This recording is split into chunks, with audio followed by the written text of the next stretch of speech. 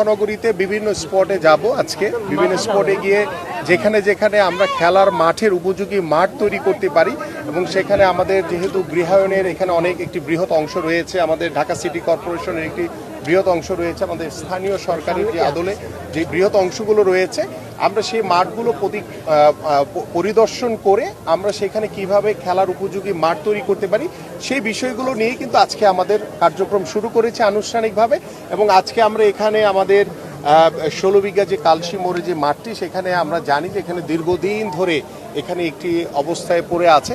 তো এটিকে কিভাবে আমরা কাজে লাগিয়ে মাঠ হিসেবে বা এখানে একটি ক্রীড়া কমপ্লেক্স তৈরি করা যায়, কিংবা আমাদের যে অন্যান্য জায়গাগুলোতে যে আমরা ভিজিট করবো সেখানে কিভাবে মাঠ তৈরি করা যায়। কারণ আমাদের মাননীয় প্রধানমন্ত্রীর যে নির্দেশনা যে আমাদের সন্তানদের জন্য, আমাদের ভবিষ্যৎ প্রজন্মের জন্য আমরা পর্যাপ্ত পরিমাণ খেলার মাঠ তৈরি করতে চাই এবং সেখানে তারা সবাই খেলাধুলা করবে। এইভাবে আমরা খেলাধুলার ভিতরে আমরা যেমন একটি সুস্থ জাতি গড়ে তুলতে পারবো এবং মাদক মুক্ত সমাজ গড়ার জন্য অন্যতম মাধ্যম হবে খেলাধুলা। তো সেই বিষয়গুলো নিয়ে আলোচনা এবং আজকে আমরা দৃশ্যমান দেখার জন্য আজকে এখানে উপস্থিত হয়েছি। সো আমরা আজকে দেখে গেলাম, পরবর্তীতে আমরা আমাদের যে আন্তঃমন্ত্রণালয় মিটিং রয়েছে সেখানে আলোচনা করে যে কিভাবে আমরা মাঠগুলো তৈরি করব, কিভাবে আমাদের এই যুব সমাজ আমাদের তরুণদের জন্য খেলার মাঠের উপযোগী মাঠ তৈরি করতে পারবো, সেটা পর্যায়ক্রমে পরবর্তীতে আপনাদেরকে বিশদভাবে আরো জানানো হবে। ভাই, আপনার কাছে একটা প্রাথমিক সিদ্ধান্ত যে এখানে খেলার মাঠ আমরা করার সিদ্ধান্ত হচ্ছে, এটা আপনি ঘোষণা দেন।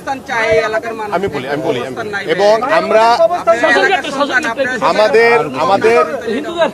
আমাদের ইতিমধ্যে আমরা প্রাথমিকভাবে সিদ্ধান্ত নিয়েছি যে আমাদের এই 16 বিঘা এখানে একটি খেলার মাঠ হবে এবং পাশাপাশি অন্যান্য যে জায়গাগুলোতে যাচ্ছি এবং এটার ভিতরে একটি জায়গা রয়েছে, আপনারা অনেকেই জানেন যে সেখানেও একটি সাগুপ্তার ঠিক পিছনে একটি বড় বৃহৎ একটি খোলা জায়গা রয়েছে, সেখানে ইতিমধ্যে খেলাধুলা হয়। সেটিকেও আমরা মাঠের আদলে নিয়ে আসা যায় কিনা সেটিও আমরা পরিকল্পনা করছি। সো আমাদের প্রাথমিক সিদ্ধান্ত হচ্ছে যে আমরা এই 16 বিঘার এখানে আমাদের এই এলাকার মানুষ এবং এই এলাকার যারা ভবিষ্যৎ প্রজন্ম রয়েছে তাদের জন্য খেলার মাঠের উপযোগী একটি মাঠ তৈরি করে এখানে একটি ক্রীড়া কমপ্লেক্স তৈরি করা হবে ইনশাল্লাহ।